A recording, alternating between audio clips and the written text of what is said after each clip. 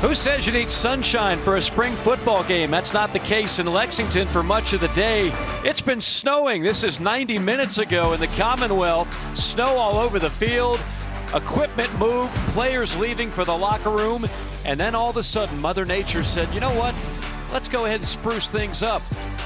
Clouds broke up a little bit, snow melted, and we're ready for some football. It's the annual Kentucky Spring Game here at Kroger Field in Lexington, Kentucky.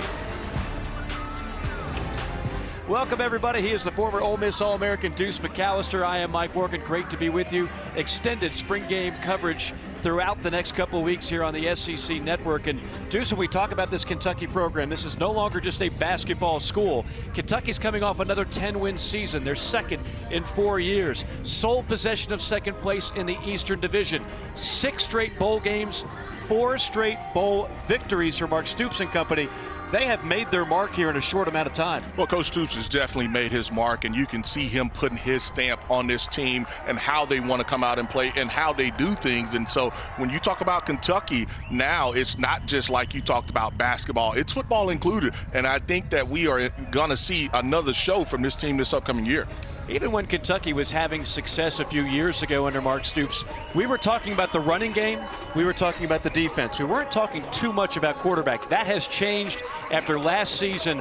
Will Levis has already become one of the better signal callers in this league. They have high hopes for him in his senior year. Well, and I definitely think when you talk about this Kentucky team, you talk about the franchise overall, it starts with Will Levis. His leadership, him being a captain, that's what he will be. Him going out and leading this team. And when you look at it this year, he will have more of the pressure because they don't have some of the weapons that they've had in the past. It'll be more on Will Levis, and I'm interested to see how he continues to grow as far as not only a leader but a player as well. Well, for more on the former Penn State Nittany Lion, we have thawed her out. Lauren Sisler is ready to go and give us more on the signal caller for the Kentucky Wildcats. Yeah, and Deuce, you said it right there. It's the maturity and experience that he comes with from a season ago that's really going to help Levis. And it's so apparent after talking to him yesterday that he really sets the tone for this football season. And now you add to the fold new offensive coordinator Rich Scangarello, and the two of them have really hit it off well. They've started to build some chemistry, and really the goal for Will Levis at this point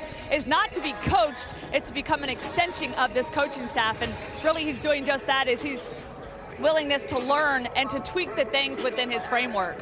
Lauren, great stuff. We'll hear from you throughout today. Stay warm down there. It's a little bit warmer up here in the booth, Deuce. But when you talk about this Kentucky offense, it's hard not to talk about what you alluded to earlier, and that is they did lose some key weapons, including Wan'Dale Robinson, who set a school record last year with over 100 receptions. In fact, in total, this offense lost 156 receptions. They've only got 16 returning receptions back. However, they've got 2 newcomers at that position that they're very high on. Yeah, they're definitely high on. One of them we see in there, freshman Dane Key, and then you talk about Robinson, the transfer from Virginia Tech. But when you look at those numbers, that tells you there's opportunity.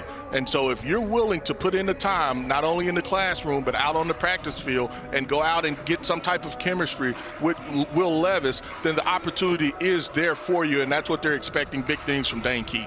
Great programs have great identities. The identity of this Kentucky team for the last few years has been their offensive line. The big blue wall, it's been dominating. They've had a number of guys leave for the NFL, including 3 off of last year's team expected to be drafted. So you lose 3 starters, but the way they continue to recruit, Deuce, they feel like they still will have a dominating line. Well, I agree with you. Even though that you do lose 3 starters to the NFL, you do have some guys that have some starting experience coming back, and that'll be key. When you also look at that offensive line, transfers will play a factor in it, and Manning is one of those young men that will have an opportunity to step up. But there's some young blood as well, and one of those being Godwin, who is a 5-star freshman. The question becomes, will he develop quick enough to be able to step in and take on a starting role in that offensive line? 6 consecutive 2,000-yard rushing seasons for the Kentucky offense. When we come back, we'll talk about the Kentucky defense and one of the better stories in college football in J.J. Weaver. And welcome back to Kroger Field as we get set for Kentucky's final scrimmage of the spring. And there are plenty of storylines in this one, and we talked about the offensive side of the football, but now I want to go to the defensive side of the football and highlight one guy, outside linebacker J.J. Weaver, and he's expected to make a big impact this year. 2 years of coming off ACL injury, rehabbing that, getting back on the field. The impact is going to be special for him, but it's also very apparent as you get to know J.J. Weaver, his impact off the field is just as special.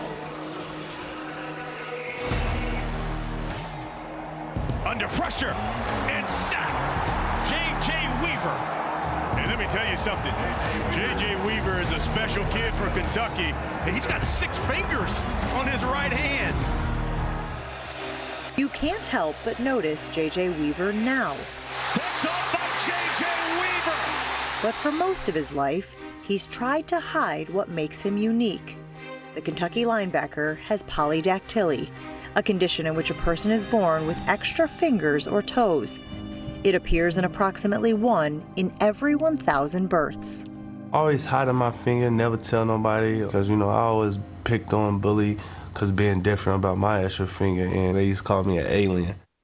Only recently did the 21-year-old sophomore talk publicly about his extra finger. Many Kentucky fans first learned about it during an in-game report this season.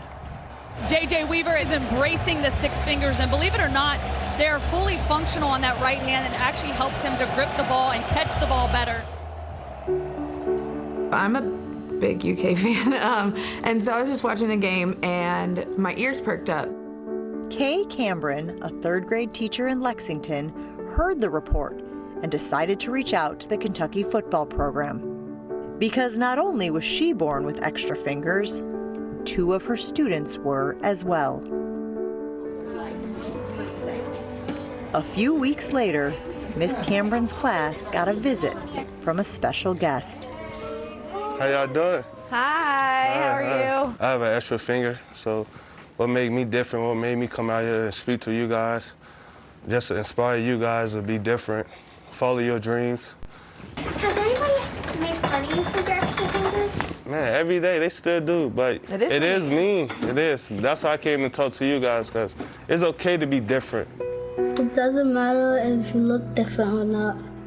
It made me feel happy and excited because I never met a football player with an extra finger before. Sharmont? Do you have it on both? No, I have 5 fingers on this hand, then 6 fingers on this hand. So 11? You want to show him yours? 11. Oh, see, look. Twins.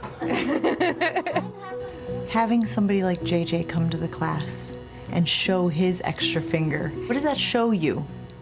It shows me that there's people in this world that's similar to me.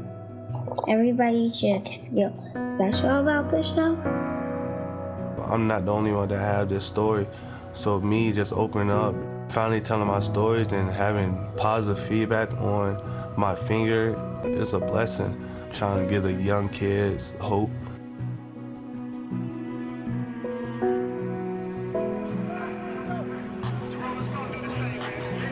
Such an outstanding story as told there by Jen Latta last fall on College Game Day. And guys, J.J. Weaver has been through a lot these last couple of years, losing his father, Terrence Weaver, his high school football coach, Rob Reeder, and having to rehab through that ACL tear in 2020. But he is embracing those obstacles. His strength and perseverance have really been a catalyst for his growth as a young man, and now as a vocal leader on this football team. And guys, there is no doubt the strength lies there within that linebacking core, and it runs through him. Lauren, great stuff, and you're absolutely right. J.J. Weaver, one of the leaders of that linebacking core. In fact, he led the team in sacks a year ago. 6 sacks, 10 tackles for loss. He's putting weight back on. We'll talk more about that later on, trying to get back up to about 250 pounds, eating 5 meals a day. We'd volunteer for that, Deuce. You don't have to worry about us trying to get 5 meals a day. But this linebacking core, DeAndre Square, Jacquez Jones, J.J. Weaver, this is going to be one of the best in the SEC. Well, they have to be the strength of that defense. I mean, when you look at some of the losses that they had up front, those linebackers, they're the veterans. And so you talk about from a communication standpoint, from a group that has to be able to go out there and make plays, that's where it's going to fall on it when you look at this Kentucky defense. Jacquez Jones, DeAndre Square, and J.J. Weaver. Remember the names. Josh Paschal is gone, but that triumvirate is back. We'll take a timeout. We'll come back, talk about one of the key groups and running backs in the SEC when we return from Lexington.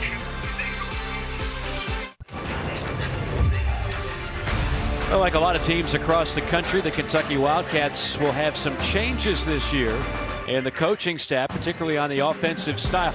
On the offensive side, we know what they lost with Liam Cohen, who goes back to the NFL with the Rams. But that went so well that Mark Stoops decided to go back to the NFL. Well, Rich Scangarello enters Lexington, another guy with NFL pedigree, 7 years in the NFL, the last few with the San Francisco 49ers. Zach Yenzer, the new offensive line coach who has ties to the state of Kentucky. You see the resume on Scangarello, successful wherever he has been. He is a guy that loves working with quarterbacks. And when we asked him, one of the things that attracted him to this job, it was the fact that he got a chance to work with Will Levis, and he will get a chance to do that and try to make some magic the way they did last year. And standing by with Coach Scangarello is Lauren Sisler. All right, Coach, good to see you here. It's good to be in Lexington. I'm sure you weren't expecting snow on the ground this morning, but here we are. We got a green field. As you make this transition, what's been special to you about this transition from the NFL now back to college? Yeah, you know, it's just it's a real good environment here at Kentucky. Just Coach Stoops, what he's built, the type of people that are here, the type of players, coaches we have. Just excited to be in it, and whoa, that was close. Just excited to be a part of it, and yeah, I think things have gone well so far. We're down here in the mix, guys. Okay, so you have a quarterback in Will Levis that comes back with some experience. What is special about him, his skill set, and his ability to lead this offense? You know, he has real special arm talent. He's smart, he's tough, he's competitive. He has all those types of qualities that, you know, make for great quarterback play, and just trying to help him let that, you know, take us to where we need to go, and I think he can do that for us. All right, thanks so much, Coach. Good luck out here today. Good luck with the rest of spring, and we're going to send it to break. We'll be back here at Kroger Field here in just a few moments. Thank you.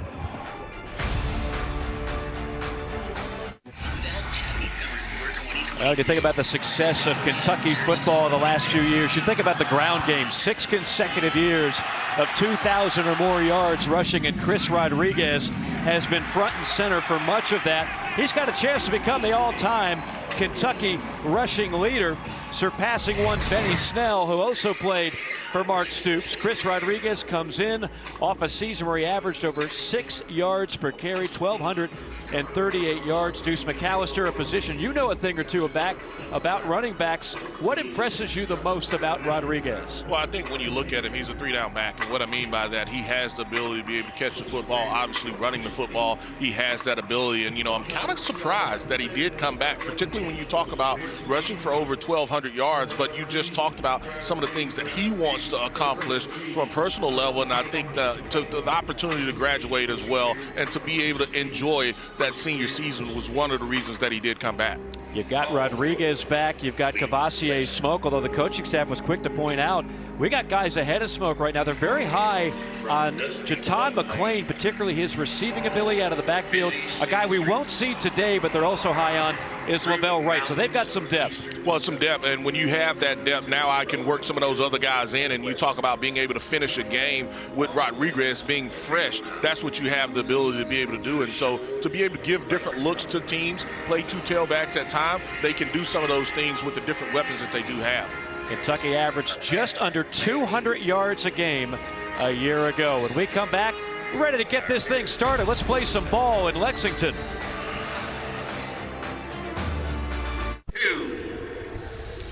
We are underway. The first play of the Kentucky spring game, a run by Rodriguez behind the right side of that offensive line, a pickup of 8.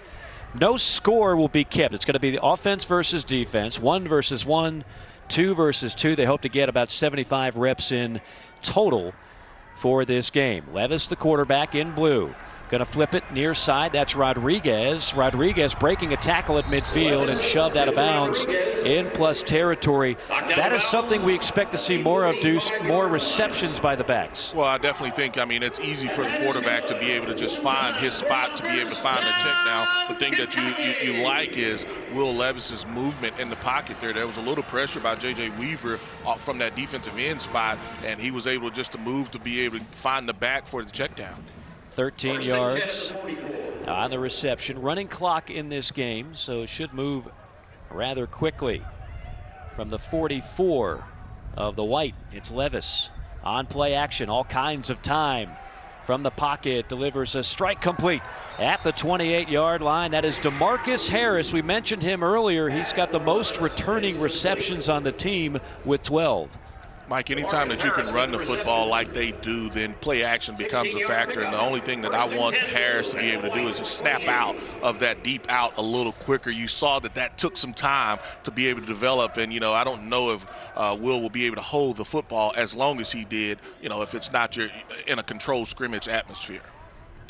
This game will really serve as a showcase for the wide receivers to try to jockey for position. They're really high on Key and Robinson, the transfer from Virginia Tech. Levis over the middle, missiles one complete to the 25. That's the tight end, Brendan Bates, and they do like their quartet of tight ends. That'll go for 4 yards. The senior out of Cincinnati, as you see the passing improvement. If there's one knock on Kentucky's offense before last year, maybe a little bit more conservative. They opened it up last year, and they certainly had the weapons to do it, and it spelled greater success, more balance for Kentucky. Well, definitely balance, and I love the decision there by Will. It was a drop 8 defense, only 3 linemen rushing. He found his check down, which was a tight end, and, you keep the chains moving. McClain, the back, in a staggered eye look on second down. He gets the pitch, penalty flag on the field, probes the right side, runs through an alley past the 15, but we'll see if this will hold up. Jaquez Jones was on the tackle, and it will be offside, so the run will hold up, and it will be a first down, and that'll give us a chance to brag a little on Jaton McClain, the junior out of Fairfield, Ohio, who they believe is ready to have a breakout year. Well, you see that they get him outside. When you talk about just having the speed, the ability to be able to make people miss, that's kind of what you see, just getting him in space. And I agree with you. They are high on him, and they feel like that he can contribute. And I expect them to be able to get him in space to be able to make plays. Probably see a lot more touches for number 17 in blue today. Kind of know what Chris Rodriguez is all about. Want to see what some of the other guys can do. Rodriguez on the field on this play. Levis already 3 for 3 for 33 yards. First down and 10 out of the shotgun. 3 wide look for the blue team. Rodriguez grinding it up the middle, keeps the legs churning, and earns 3 tough yards to the 11-yard line. Josiah Hayes on the tackle for Kentucky.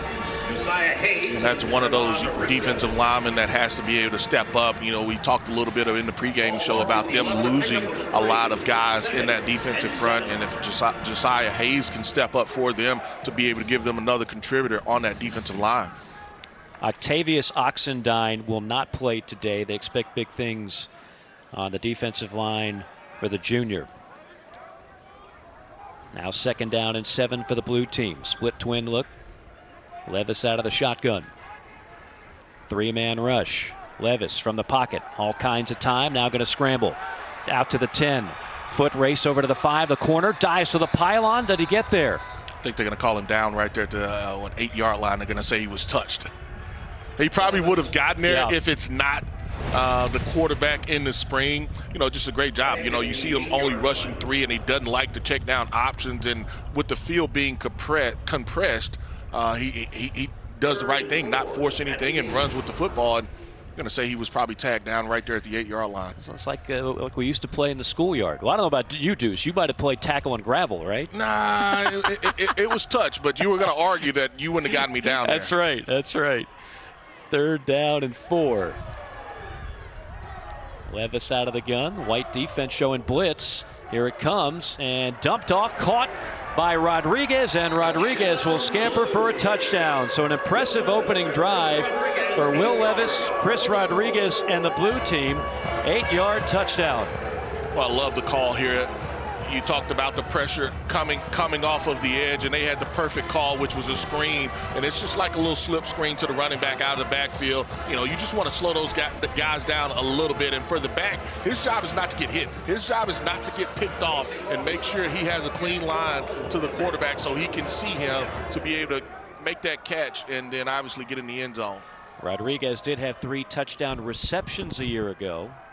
Picks up 1 on the opening drive. Ruffalo for the extra point. Matt Ruffalo, 81% field goals and a school record 54 PATs a year ago. Impressive opening drive for Levis and the blue. Levis 4 for 4. Blue on top, 7-0.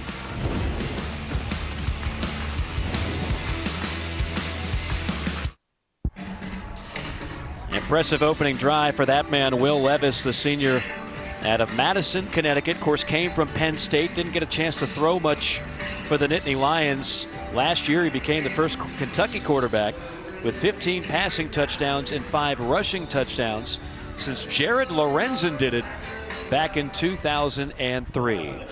Big battle going on for the number 2 quarterback. We look at Bo Allen here, hometown product out of Lexington Catholic, the junior.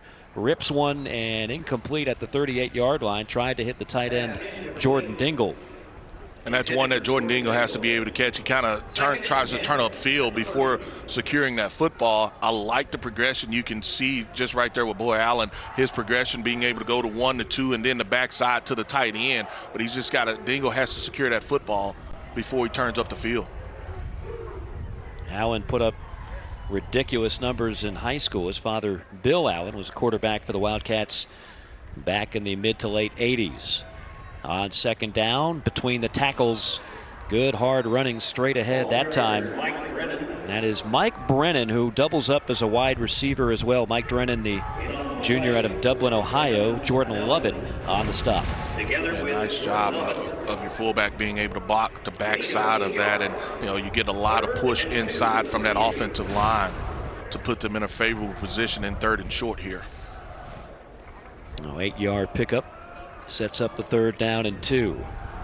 Allen, Sharon, and Hogan all battling for that number 2 spot. We expect to see all 3 of those guys in extensive action today.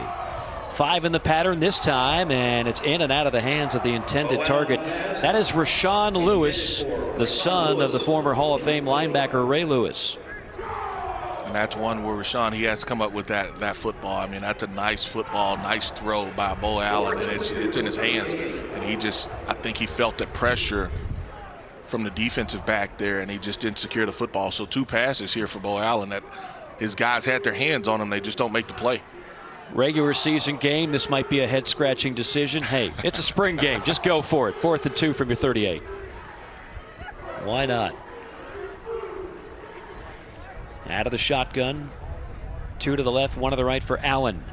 Allen retreating, now stepping up, going to tuck it and dive for the marker at the 40, and he might have it. Yeah, I think he does have it. Showed pretty good pocket presence there by Allen. You can see that defensive line of Kentucky being able to bring some pressure, not only with 4 guys, but I think the linebacker inserted as well. So a pretty good job of being able to work around in that pocket and pick up the yardage that you needed for that 1st down. Allen was the Kentucky Player of the Year as a high school senior. Threw for over 11,000 yards, 127 passing touchdowns. From the 40 on 1st down. 4-man rush. Going to be a handoff to the right side. Bill B. Drennan on the carry, brought down by Jamarius Dinkins, number 95, a sophomore out of Columbus, Ohio. A couple times we've seen from an offense, you kind of wonder what their identity will be. We've seen them under center with the fullback as well as out of shotgun, and they've run. We've seen toss sweep from them. We've seen outside zone from them. Not only this drive, but the previous drive. So you get a little bit of, I want to say everything from this unit, but a little bit of everything when you talk about offensively what that philosophy will be. Cavassier Smoke checks in at tailback, and they'll feed the veteran out of the state of Alabama. The senior will tiptoe his way ahead for a couple. Deuce, you played in a couple of these spring games back at your time at Ole Miss. Obviously, it's much different than a regular game, but a good chance for these players to get another tune-up.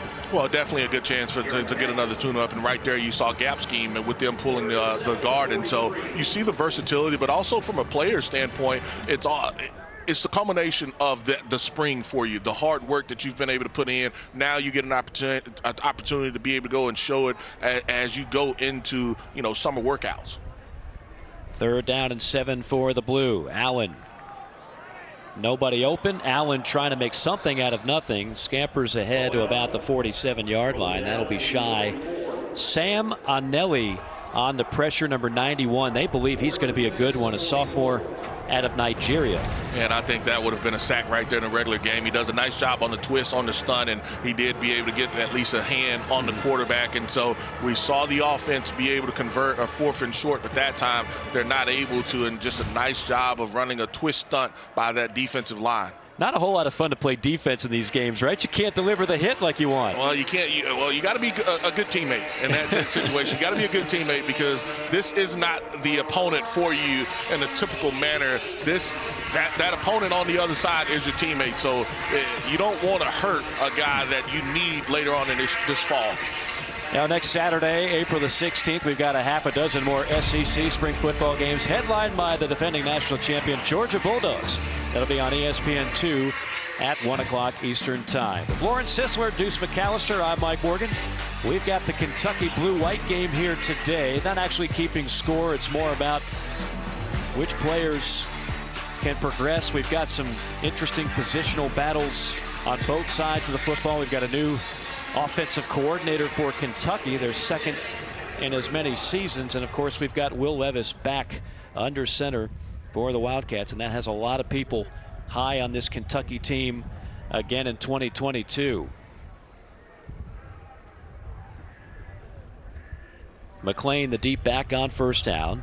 He'll get it, probe the right side, and finds a crease out to the 39-yard line as we say hello to Lauren.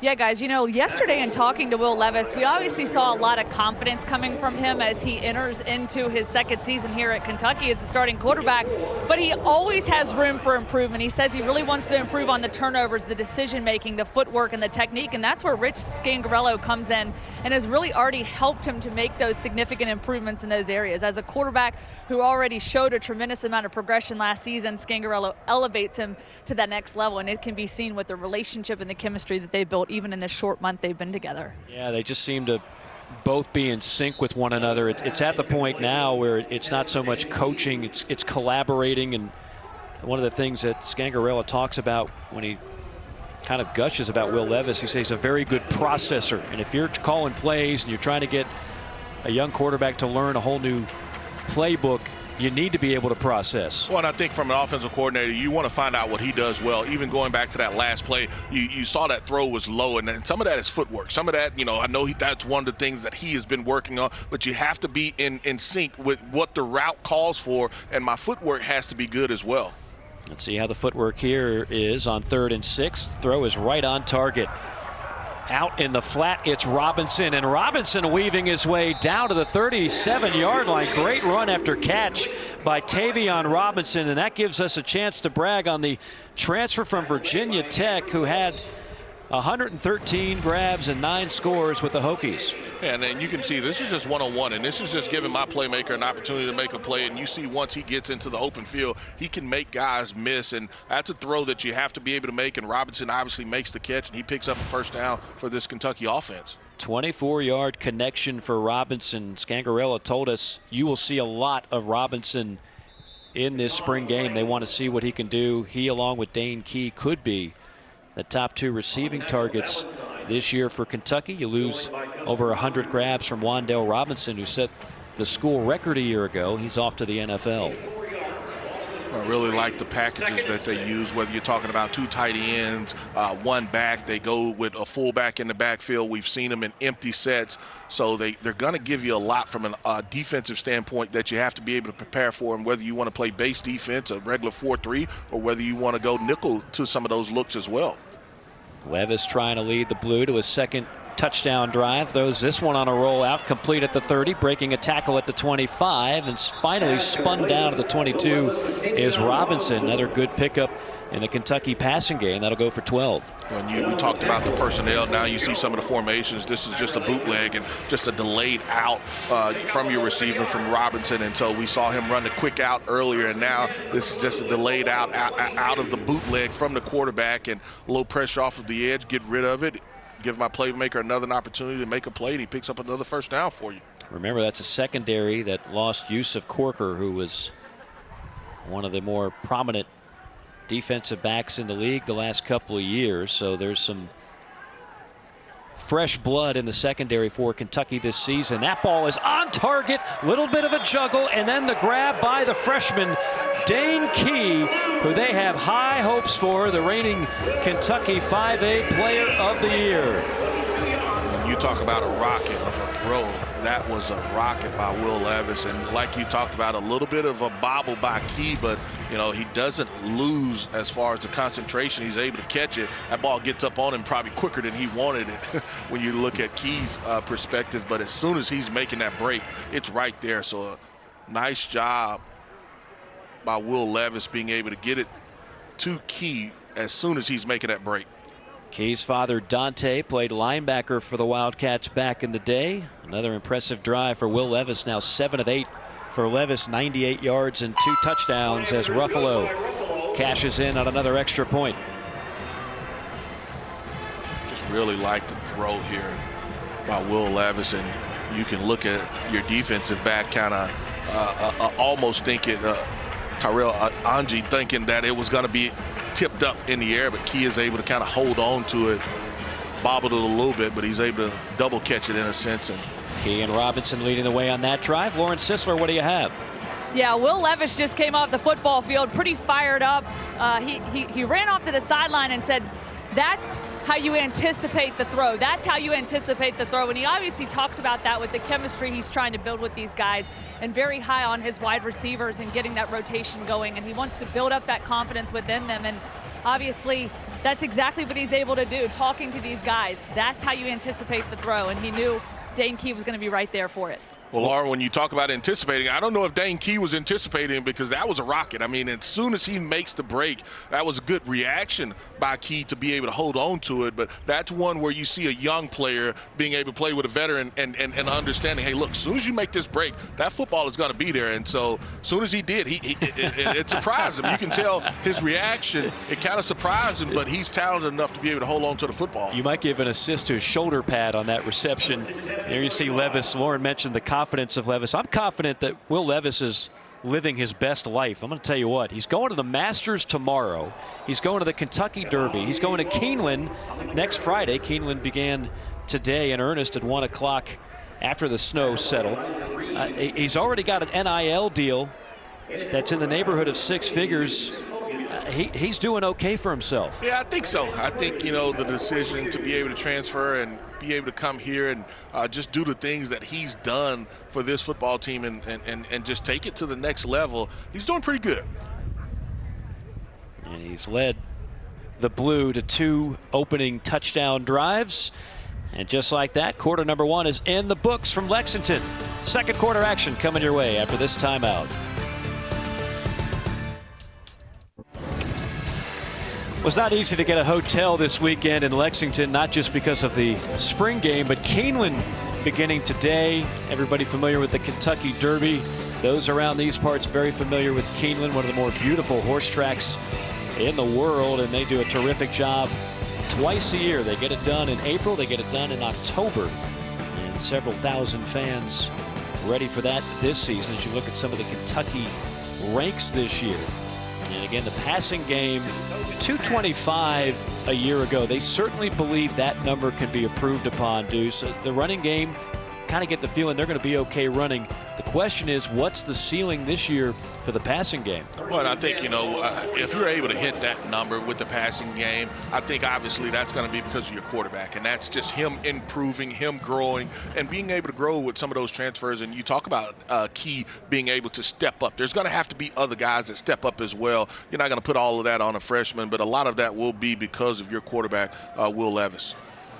Levis is out. Deuce Hogan is in, the 6'4" sophomore out of South Lake, Texas. He's a transfer from Iowa, played sparingly for the Hawkeyes. He is very raw, but extremely athletic. They love his arm. They love his toughness. They think he can be a good one in time.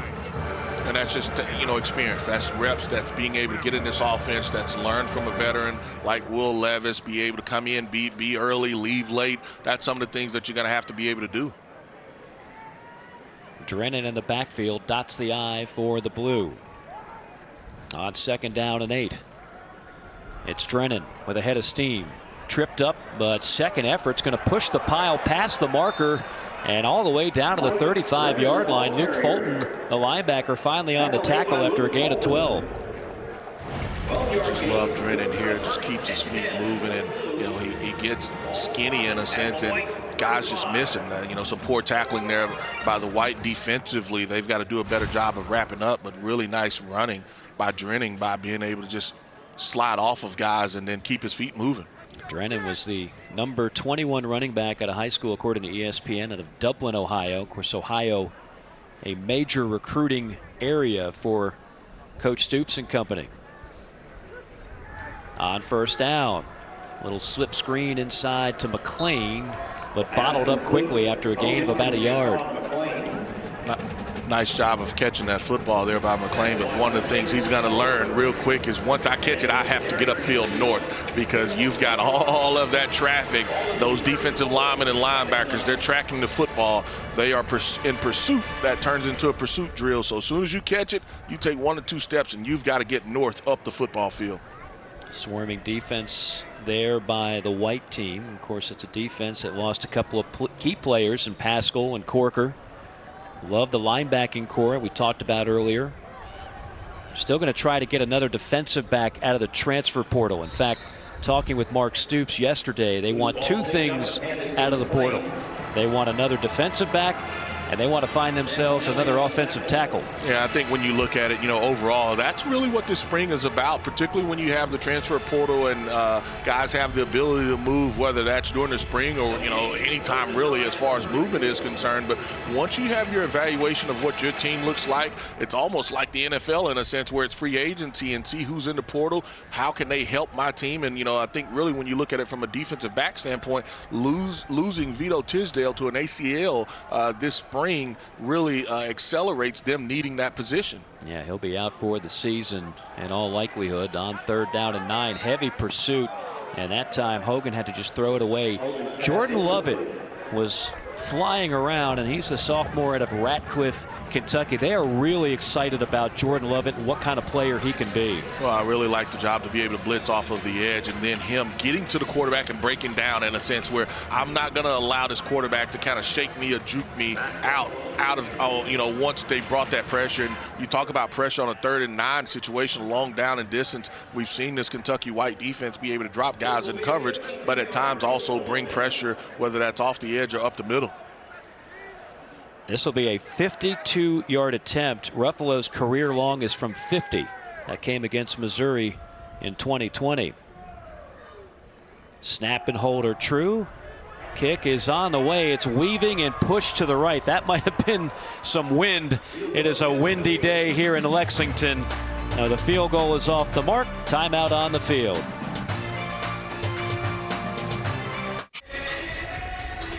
Back to action here in Lexington, the spring game, blue and white. As you look at the job that Mark Stoops has done, time flies when you're having fun. It's now his 10th year at the helm of this program. 59 wins. That's just one behind the legendary Paul Bear Bryant. And what he has done, remember, this was kind of a rebuild. And the first few years, it did not happen overnight. They took their lumps. This was going to be a slow progress year by year. Had to take some patience from the administration, and boy, has that paid off. 6 consecutive bowl games, 4 consecutive bowl victories, and 2 10-win seasons, thought to be almost unheard of with Kentucky football, as Dane Key reels that one in. And standing by with Coach Stoops is Lauren. Coach, coming off a 10-win season, what has been a big focal point for you guys this spring as you head into the 2022 season? Well, just keep on pushing, keep on getting better. Remain consistent with the good things we're doing, and then continue to improve in the areas where we're falling short, continuing to build depth. But we got good pieces around here to push forward and get better. Talking about building depth and some of those good pieces at the wide receiver position, obviously Wan'Dale Robinson no longer with you. A lot of a production loss there, but some guys stepping up here, Key being one of them, Robinson being another. What are you seeing from those receivers so far? Yeah, just like you said, Tavion, is a guy that we have a lot of trust in. He's played a lot of football. Seeing Dane come in as a true freshman making plays, he's impressed us all spring. We feel like there's a lot of good players there in that room, and we're getting better as a whole. From your perspective on the defensive side of the football, what are some key areas you guys need to focus on and get better on, and you're going to focus on in the offseason here? Sorry, I was paying attention there. On defense side of the ball, did you say? Defensive side of the ball. Well, we want to continue to get pressure on the quarterback. Having JJ back better at full strength. A year ago, he was playing soon after an ACL injury. Having him back at full strength will really help us get pressure on the quarterback. Same with Jordan Wright, getting him back for another year. Just more consistency and pressure in the quarterback. We need to build some depth in the secondary as well. Yeah, we can keep walking and talking. I just wanted to ask you, we'll go back to the offensive side of the football real quick. Obviously, some changes there from a coaching standpoint. You bring in a new offensive line coach in Yenzer and also Scangarillo coming in. What have you seen from those coaches and how they've transitioned to be able to kind of carry this offense coming from the NFL mindset? Yeah, it's been a relatively easy transition. There's definitely some nuances. It's different in a lot of ways, but for our players, it's easy. We're constantly building and tweaking and trying to get better anyway. So to them, it's interesting, it's fun, it's exciting to continue to grow. Look at some of the best in the world doing it, grabbing film from the NFL, and it carries right over to our practice field. So it's exciting for all of us. And last thing, how nice is it to have a quarterback like Will Levis leading the charge for you guys coming into this season with that experience? Well, that's definitely a key piece. I mean, you could see him out here today. It's very cold, it's windy, and I was watching him in pregame, watching him throw here. It's amazing that the talent that he has, and he works extremely hard. He's a great leader, so that's a great foundation for us to build on. Yeah, we weren't expecting white on the grass today, but at least we can see the grass now. It's green. That's a positive, right? That is a positive. That snow came in, but it melted off quick. We're getting some good work in right now, so it's good. All right, thanks so much, Coach. Thank you. Lauren, great stuff from Coach Mark Stoops. Yeah, for those that are wondering what Lauren is talking about with the white on the field, I mean, it was snowing 90 minutes before kickoff. The entire field was a shade of white covered in snow, and they melted it quickly. We had a little sunshine, and it's actually turned out to be much better than it originally was today. But this is record cold for a Kentucky spring game. In fact, talking to longtime sports information director Tony Neely, he said in his 28 years of covering spring games, he's never seen snow on the ground for a spring game here at Kroger Field. But that's what it was at 11:30. I mean, look at, they're moving the Peloton off the field. I don't know if the Peloton does real well with snow in it. And you got the players saying, the heck with this, let's go back into the locker room, let this thing heat up for a little bit. It did. Snow is gone. Still chilly, very windy, not exactly ideal, but heck, you got to play. You got to play. I mean, when we get to football in November, Deuce, you're going to be playing in some cold weather, right? That's exactly right. I mean, you never know how the weather may act, and so hey, it prepares these young men they've got to be able to be prepared and ready to play. Hogan on the handoff. Drennan's been busy. He'll burrow his way out to the 11-yard line, gobbling up 5 more yards.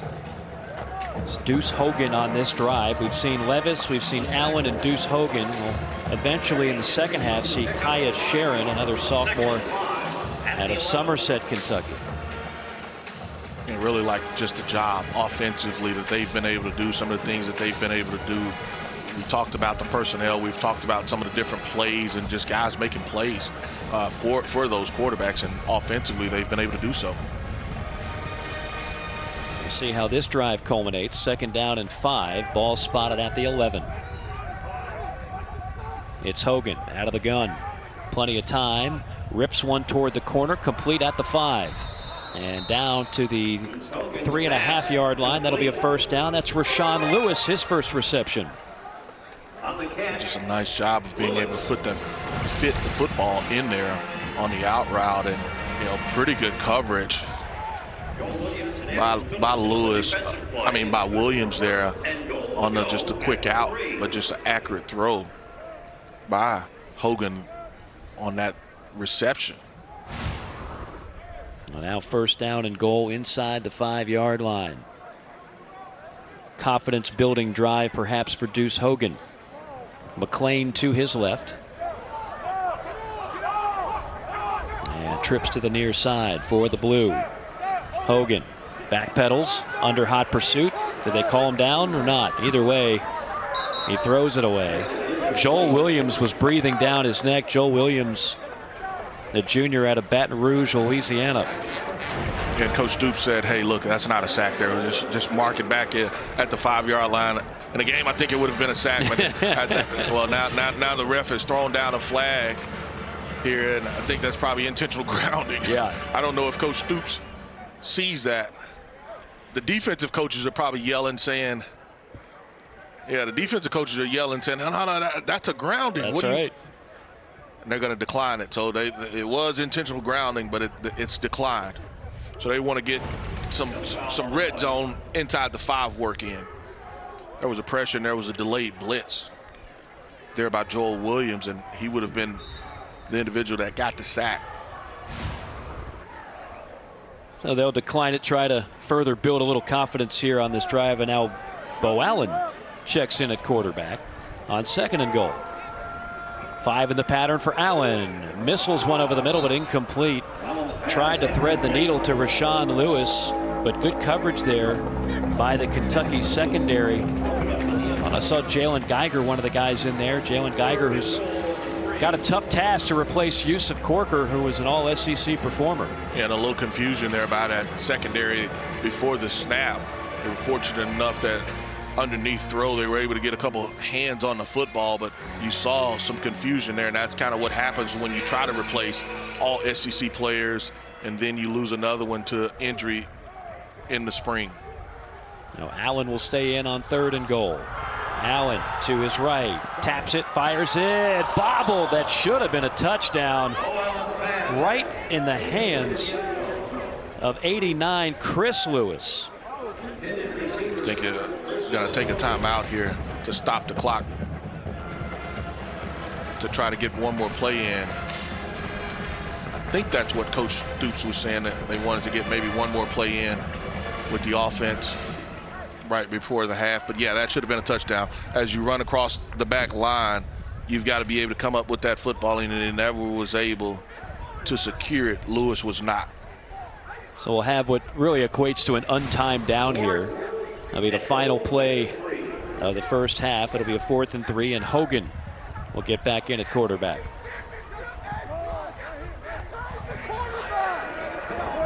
Again, expecting about 75 plays in total in this spring game. Hogan from the pocket. Throws incomplete, deflected, intended for Lewis, and a beautiful play by Jordan Lovett. I talked about how excited they are about number 25 in white for Kentucky. 2nd great play by him in the secondary, and that will bring us to halftime here in Lexington. Defense stepping up on that drive. Blue unable to cash in.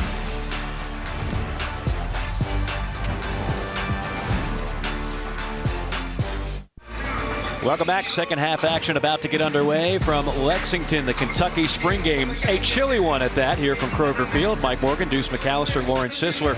Will Levis, 2 touchdown drives early on. What did you like what you saw out of Will Levis? Well, you like the composure. You saw the difference from an offensive standpoint when Will Levis is at quarterback. He knows where he's going with the football. He can get you in and out of the huddle. We didn't see tempo kind of sense, but you can tell just by his demeanor that they can go tempo and kind of keep a defense out there on what they want to do. So you like the decision-making ability, and a lot of that extra pressure, just because of some of the losses that you had, will fall on Will. Pretty good day at the office for Will Levis. Don't think we'll see him in the 2nd half. Might see more of Dane Key, who you saw in one of those touchdown receptions.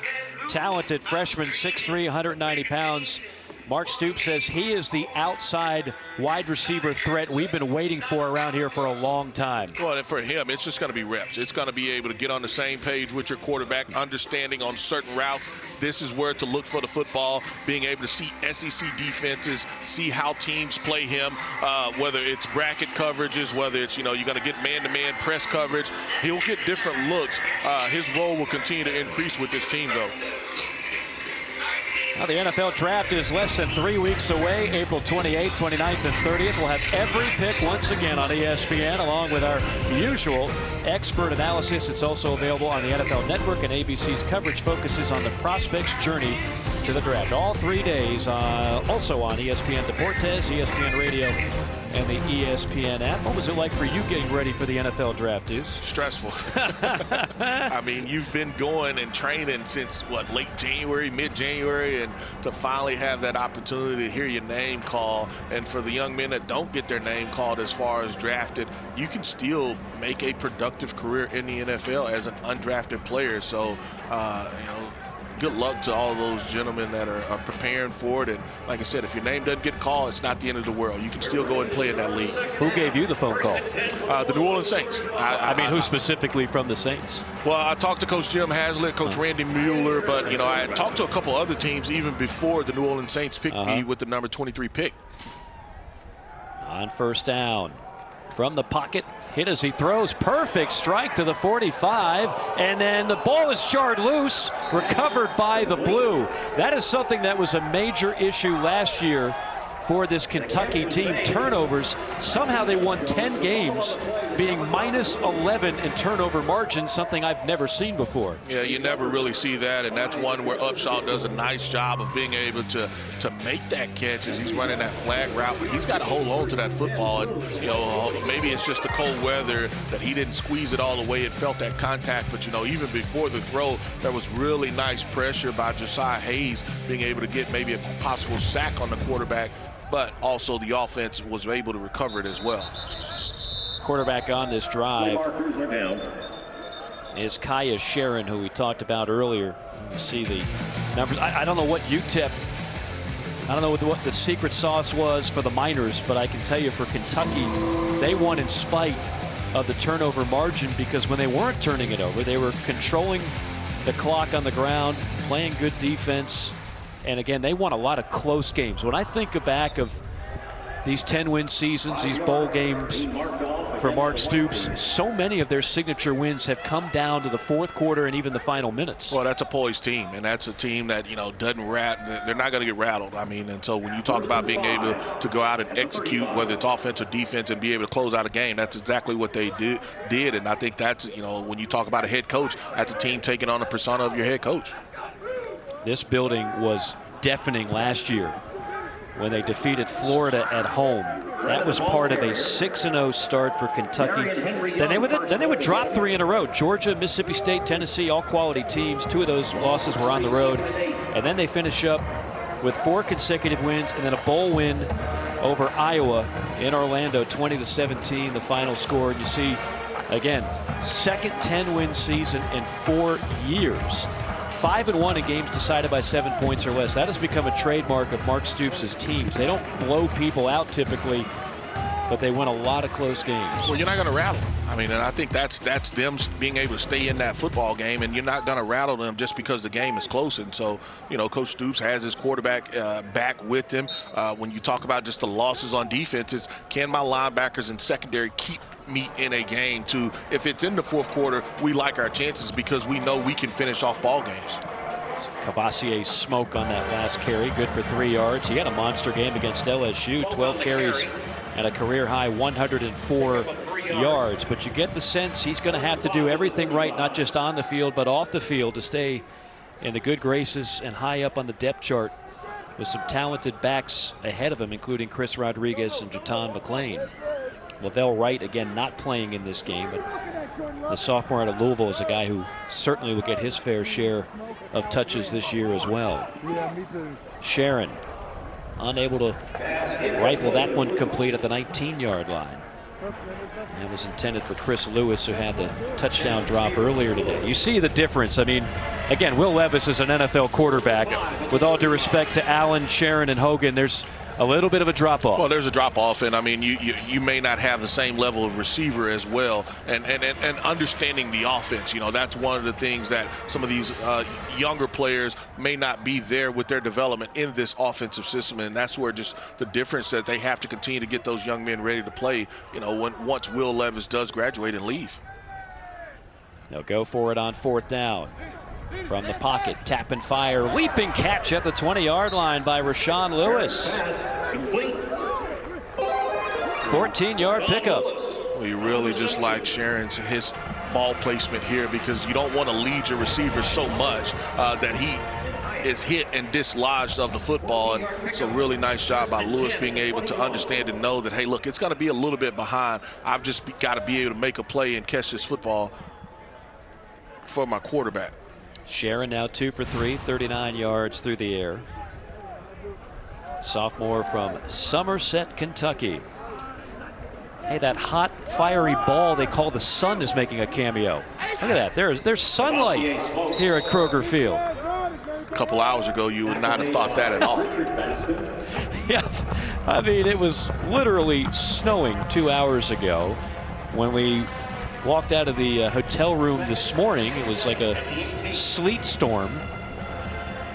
Weather just on shuffle mode. We've had everything. Here in the Commonwealth. Yeah, we've had everything but brutal heat so far. Right. You've got all the seasons all in one day. We'll get that heat in a few months. Looking forward to that, actually. 2nd and 7. Behind the right side of the line. That's going to be Smoke on the carry for a gain of 5. Lauren Sisler, what do you have? Y'all, I got to take some credit for the snow today, because I've always wanted to do a snow game. Always wanted to do one, never got the opportunity, and here we are in the middle of April, and I finally got to do my snow game. Obviously, it evaporated pretty quick, and, you know, the green came out, but you can blame me for the snow earlier today. You could have gotten a snow angel in like an hour and a half before kickoff. Right, well then when I ran down here to try to get on the field when there was snow, then it melted like almost instantly. See, we're just gonna have to put you on a MAC game in November. We'll get that dream to come true, I promise you. Did you like playing in the cold at all, Deuce? Not at all. Brutal.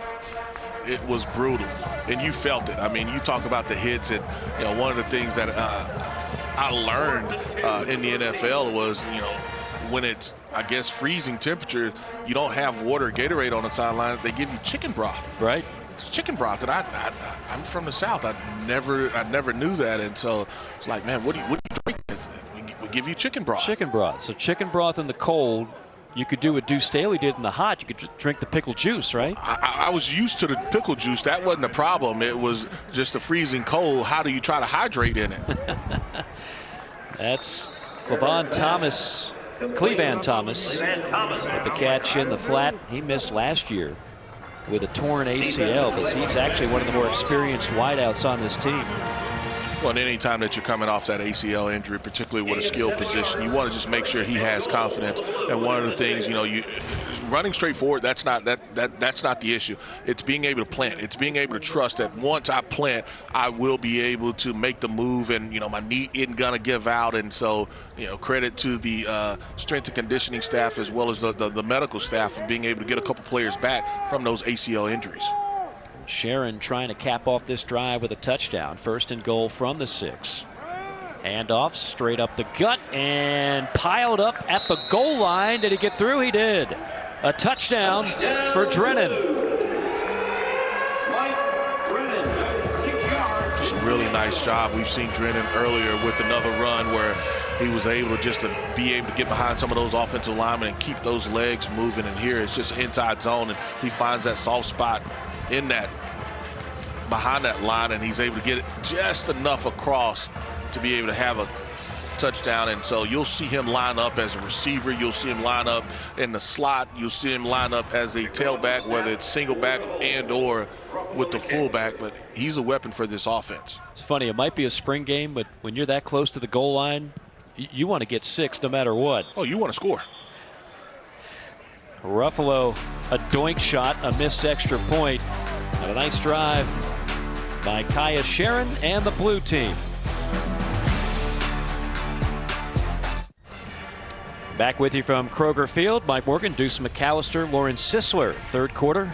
That man, Mark Stoops, in his 10th year, hoping to have another successful campaign. 10 wins a season ago and another bowl victory, the 4th consecutive for this Kentucky program. Kentucky had never finished in sole possession of 2nd place in the Eastern Division. They did that last year at 5-3. Everybody's going to pick Georgia, of course, to win the East. The question becomes, who will be the team to get at 2nd, and who knows, maybe even farther than that. Yeah, farther than that. I mean, when you talk about building a program, that's exactly what he's been able to do. And you talked about it earlier, just having some trust from the administration to get all of the pieces in place, and he's got the train rolling for sure now. Of course, a key part of that success will be Will Levis, and standing by with the quarterback is Lauren. Will Levis standing by here, exiting stage left. You did your duty there in the first half of the spring game. Just take me through spring and how you've grown and developed and what your expectations are for this upcoming season for you. Yeah, it's just taking that next step. Even though we have a new offensive coordinator, it's just as an offense and all the guys that have come back from last year, we just want to make sure that we're just a cohesive unit that's taking steps together and that we're all on the same page. And that's what I think we did a great job of this spring. There's obviously going to be some trials and tribulations, but I'm really proud about how we performed today and how we just developed all throughout spring. And we're only going to get better through the summer. You talk about development, especially at the wide receiver position. You lose a lot of production in Wan'Dale Robinson, but now the key is how you get some of these other guys in the mix. How do you help to build up some of that chemistry and that confidence with those guys coming into the season? It's just reps, and I think we did a good job of getting in the extra work before spring ball started, and then even with spring ball, getting in extra. Good play. There goes Son. All right. But yeah, just getting those reps, and it's getting that connection down, because you got to be on the same page. Sometimes the timing on a throw to one receiver might be a little different than the other, and you got to know that. And I think we got a lot of good depth right now, a lot of good young guys who can step up and make big plays, and they've already made some big plays today. So just going to keep working on it and keep getting them better and keep bringing them along. Hey, I like it, the commentary down here. That makes for good TV. Hey, because you're someone that said maybe one day you might be in this position doing some commentary for TV. Who knows what that looks like. With that being said, we talk about your new offensive coordinator, Rich Scangarello, and him coming in. He's only been here a month. What have you guys done to build that chemistry and to earn that trust between one another? Because you said Coach wants you to become an extension of the coaching staff, right? Yeah, it's just getting in with him and getting in the extra film and talking to him about everything from personal life to football, so he gets to know how I tick, both on the field and off, and just getting to know each other as much as possible. I mean, I think that's huge, and that's something that I understood and developed as I got through my college career, in that my relationship with my coach isn't necessarily such a really serious relationship. I need to be able to share things with him, and we can be on the same page so that I can be an extension of the coaching staff, like you said. So as spring ball gets ready to wrap up, you got some fun things on the agenda coming up this spring and summer. One of those being tomorrow, Masters Sunday, going to experience that for the first time in Augusta, and I must say I'll be heading that way as well. So what are you looking forward to most as a golf guy that gets to go experience the Masters for the first time? I'm looking forward to seeing Tiger. He's one of those few athletes where it's probably him, LeBron, Jordan, and Tom Brady, where I'd see him and maybe take a couple seconds to just make sure it's real. But he's one of those guys where it's just bigger than life, and to be able to see him and all the other awesome golfers out there do experience like that, it's a once-in-a-lifetime experience, and I'm really excited for it. All right, Will, thank you so much. We appreciate it. Hold up. I just want to say thank you so much to the fans. I know that this weather is not what we expected. It was 80 last week, 30 today. I mean, that's what you get out of Kentucky weather, but cold never bothered us anyway, so good job, Big Blue Nation. Thank you so much for the support. All right, we thank you, Will. We appreciate it. Good luck this season, and enjoy the Masters. Guys, we'll send it back up to you. All right, great stuff, and nice job by Will. And yeah, if you're sitting out there in the crowd today in about 30-degree windy temperatures with snow in the pregame, yeah, you do deserve an attaboy, attagirl, no doubt about that. They would have had a record crowd, they thought, for the spring game if we had that 80-degree weather that was here not long ago. Meanwhile, this drive continues. The key play, a 32-yard reception by Rasan Lewis, and Bo Allen continues to march the blue down the field all the way to the 1-yard line. Well, and just you see the distribution of the football by Bo Allen as well, and just a really nice job of guys making plays for him as also. Allen one-on-one, and nothing there that time for Dane Key, who was blanketed on the play by 24 Elijah Reed, freshman from Louisville. And that will conclude quarter number 3, but we kind of make the rules on the fly here. It's a spring game. Anything goes. Anything goes, and Coach Stoops, he has to be pleased with what he's seen so far. And, he's rotated a lot of quarterbacks. We heard, obviously, Will Levis there talking to us, but, he's rotated some other guys, and to be able to get them some reps, and you've got to get some experience with those guys. This is like soccer. We've got an extra play without knowing how much time is truly left. Handoff. That's going to be a touchdown, and that's going to be another score for Mike Drennan, the junior from Dublin, Ohio, having a heck of a game. Well, you love the feet. I mean, you see the feet. You see him be able to move, just be able to find the soft spot. You've got over pursuit by defense, and just understanding and knowing what your offensive line is doing as they move guys out. We talked earlier about losing 3 starters on that offensive line, but so far they've done a nice job being able to protect the quarterbacks and being able to open up lanes for those running backs. We should mention, too, they are without their Stars center Eli Cox today. He's at his brother's wedding. Who could blame him for attending that? Nice drive by the Blue. Nice run by Michael Drennan. Welcome back to Kentucky football. Here, we're going to highlight Godwin. He's the five-star freshman left tackle here in this game, and his job is to be able to bump over to the Mike linebacker 48. But what he does is he sees trash in the line of scrimmage, and that was Jordan Leavitt. He does a nice job of being able to take him. What you don't want Dingle to do, number 47, your fullback, is stop in the hole. You want him to continue up to that safety, but nice job by the offense, particularly by Drennan being able to see it and be able to make a play still. Hogan unloading a deep ball to Magwood. That'll draw a penalty. Goodwin, you're talking about a big-time five-star recruit. He was the headliner of the 15th best recruiting class in the country. That's one of the best in school history. That's what Mark Stoops and company have built here in Lexington. And they built a reputation, the Big Blue Wall. It's not many offensive lines in college football that have their own nickname and identity the way Kentucky does. Keontae Goodwin wanted to be a part of that, turned down offers from Alabama, Clemson, Ohio State. He's going to be a good one in time. Well, he's a Kentucky kid, and I think that's where you talk about being able to build a brand when you talk about that football program that Coach Stoops has done. That's exactly what you mean, particularly when you talk about the level of a recruit that he was. And at 6'8", 355, yeah, I think he plays well of being a part of the Big Blue Wall.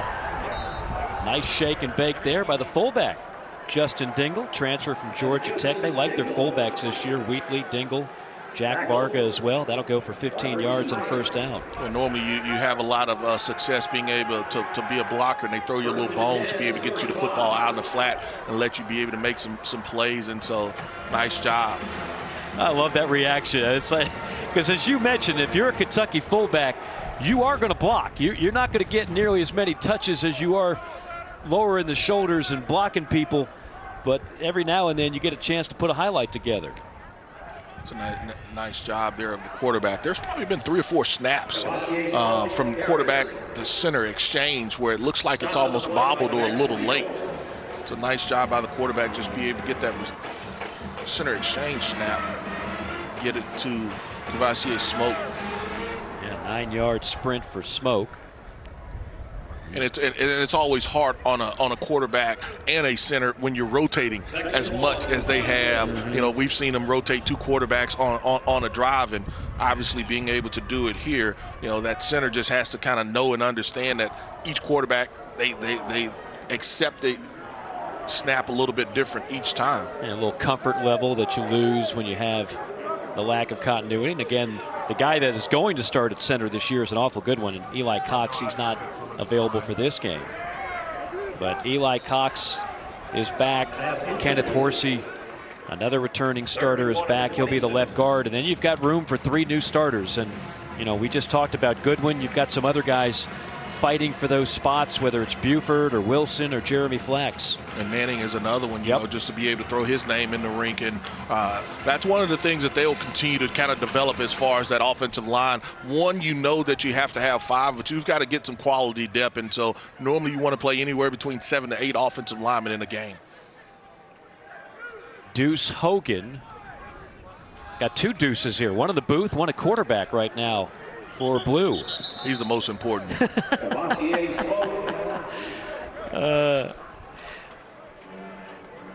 So you saw the snap there again. You just see the hesitate, the pause, and that's just one of the things that they'll continue to work on, just being able to get it clean from quarterback to center. The exchange is always critical. I mean, he's the individual, that quarterback in the center. They're going to touch it every time that you're out on the field.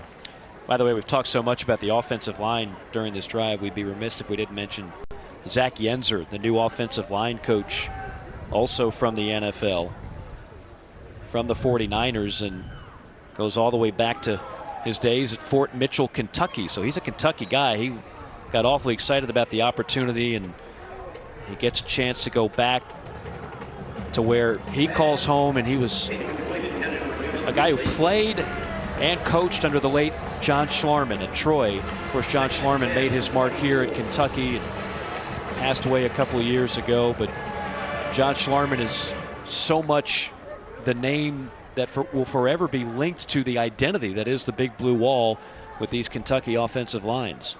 And you talk about tall shoes to be able to step in and be able to lead, but it's about, molding young men. That's what it's all about, and that's what he'll try to do. You know, you bring a little bit of what you learned in NFL, and you want to be able to teach these young men of how it's supposed to be done.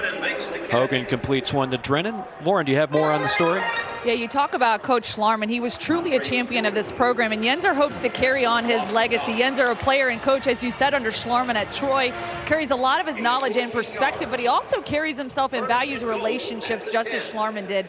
Stoops says he understands the system really well, and Kentucky is where his roots are. So really, he said it's the perfect fit, almost too perfect, if that's even possible. Yeah, well, you'll take perfect every time if you can get it. And Scangarello and the addition of Zach Yenser, two guys, not just NFL. What really Mark Stoops loves is what they're doing in San Francisco and Los Angeles. That's where they got Cohen with the Rams. They go to the 49ers. Both those teams run a unique type of offense that Kentucky wants to employ here in Lexington. Well, one of the things that you do also is what can my quarterback handle? That's the first and foremost, you know, because we can have packages out of your mind, but the question becomes, can my quarterback handle it? Can we be able to tell him what we want to do, and then him be able to go and tell the players, and can they go out there and execute? And I think they have obviously a great quarterback that can handle any system that they kind of employ. My question becomes, Mike, how much of the system did they change from last year? You know, was it just terminology, or are they going to keep some of those concepts? And obviously the concepts that work, you'll keep them, but how much more will they continue to add from here, spring game, up until regular season? Yeah, maybe they open it up even a little bit more. I mean, it was a dramatic shift in philosophy last year, maybe even some extra wrinkles this season under Coach Scangarello. Well, you definitely know that some of those will come. I mean, because your playbook can have 600 plays, but if your players can't execute all 600, why are you even running them? Why are you even carrying them? Drennan's in the backfield. He's already got a 2-touchdown day work, and it'll be Hogan on play action, though. And goes back of the end zone, touchdown. That is Cole Lanter with the backflip after the score. A preferred walk-on, the freshman from Danville, Kentucky. Really nice job of Hogan, because any other time you probably think that quarterback is going to run that football, but he does a nice job of being able to find his receiver, just running the drag across the middle, and nice catch, but even better backflip.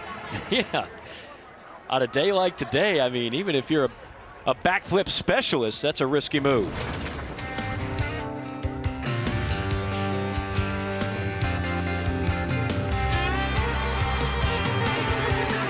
See the catch and a touchdown.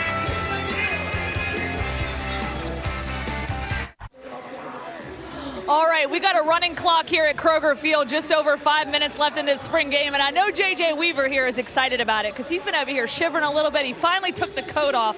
This Florida boy, I know, I get it, it's cold. But hey, I just want to talk to you a little bit first and foremost about your story, your comeback. Obviously coming off 2 years ACL, you've had to rehab.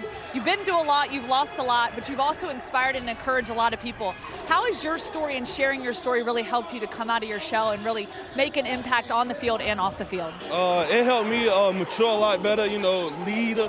So it helped me be a leader a lot. So my story helped me inspire others that been in my shoes or going through what I'm going through in my lifestyle, So I just want to be inspired and lead my team in the right way, so I'm matured through that process.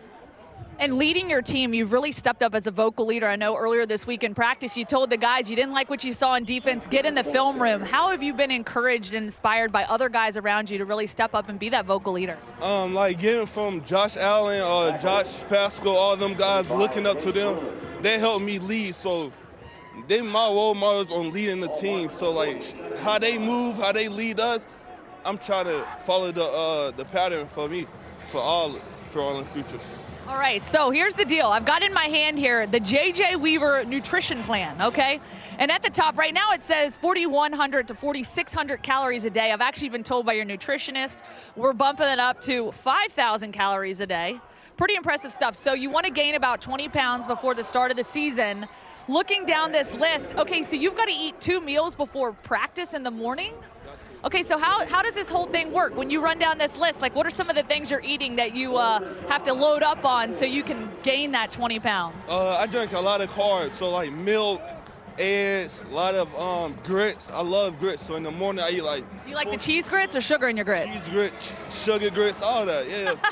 I'm more, a lot of more protein. Drink a lot of protein for sure. And one thing I love here, it says that you're allowed to eat hot fries before your nap. Do you love French fries? I love hot fries. I love French fries. Yes, ma'am. Like, is that your thing? My favorite, my go-to. Every time I go to the store, I'm grabbing a bag of hot fries.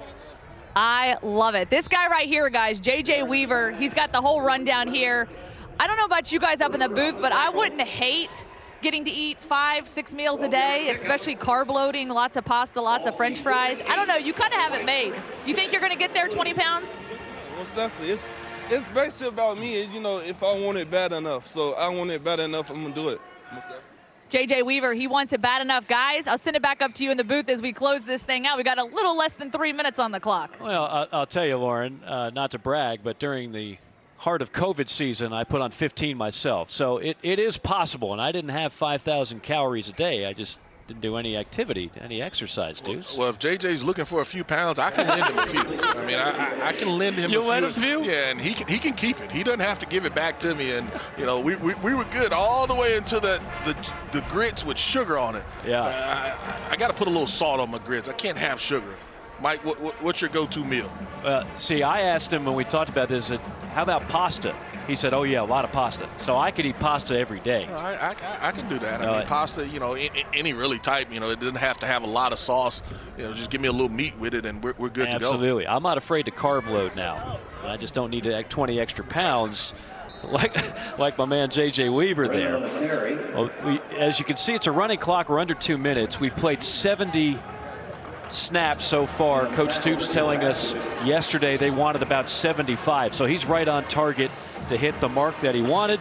You had 14 different players catch a pass today. You had Dane Key and Tavion Robinson show flashes in the first half. And, of course, Will Levis, ever steady, looked very sharp when he was out there. Yeah, I think the biggest thing that you want to continue to do is try to stretch that field. You know, play action will be critical for this team, particularly when you have to lean on the run game a little bit more. So can I stretch the field? Can I get chunk yardage? Can I get plus 20 yards down the field, whether that's over route, whether that's just a go route, or guys making plays in one-on-one situations?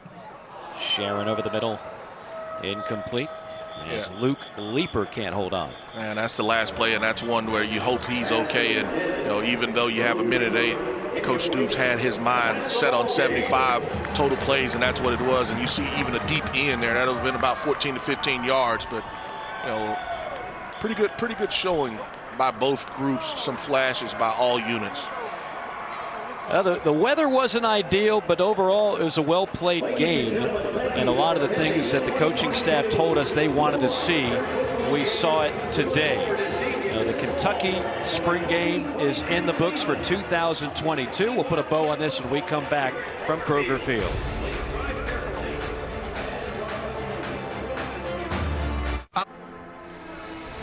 Now just under 75 plays here at the Kentucky Spring Game 2022. The starters shine today, and some of the backups perhaps emerging into better and bigger roles. After the performance today, they'll wrap things up with a couple of more practices. And then the next time you'll see this Kentucky team will be in the fall. And you go look at that schedule. Right off the bat, a trip to Gainesville after coming off a big win at home against the Gators last season, which really set the tone for another 10-win campaign. At Ole Miss, that'll be a big one for Kentucky, at Tennessee, and at Missouri. But 8 home games, Stu, so they get to enjoy the friendly confines more than usual. Yeah, more than usual. And I think when you look at that schedule, that's one that, I don't want to call it favorable, but it definitely falls in the right spots for you. And so right off the bat, like you said, you play Florida has a new coaching staff, Coach Billy Napier down there, and you'll get an opportunity to see really how good you are. So Will Levis and his guys will have their work cut out for them, but Coach Stoops has them in great position. Deuce, it's been a pleasure working with you for the first time. I've enjoyed it as well. Absolutely. That's going to do it for us. We started with snow. We actually ended with a little bit of sunshine. Producer McAllister, Lauren Sisler, and our entire production crew, Mike Morgan, saying so long, Wildcat fans. We'll see you in September when the Wildcats take on Miami of Ohio.